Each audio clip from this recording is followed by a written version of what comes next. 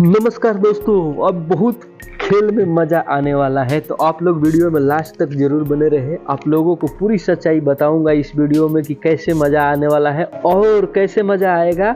मनीष कश्यप के समर्थन में भारत के प्रधानमंत्री मोदी जी आ गए हैं और उनको जेल से छोड़ा ही देंगे। मोदी है तो मुमकिन है। तो आप लोग वीडियो में लास्ट तक जरूर बने रहे। आप लोगों को पूरी जानकारी में बताने की कोशिश करूंगा।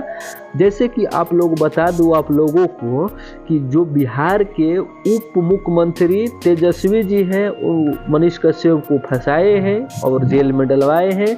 उनको डर है कि कहीं ना ये जेल में गया तो मेरा पता खत्म। इसके कारण वो उनको जेल में डलवाए थे।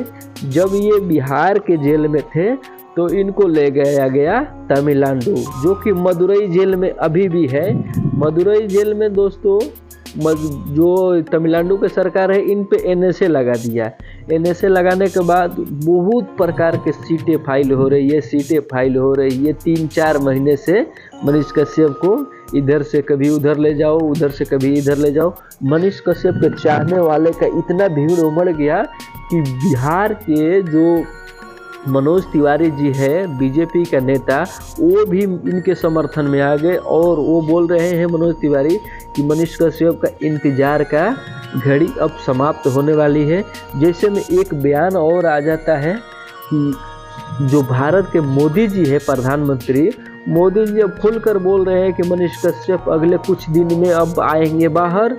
और आप लोगों को बता दूं कि मोदी है तो मुमकिन है। मोदी तो अब उनको छुड़ा देंगे और ये बीजेपी के इधर से मनीष कश्यप चुनाव भी लड़ सकते हैं बिहार में। तो बिहार का अगला मुख्यमंत्री कौन होगा?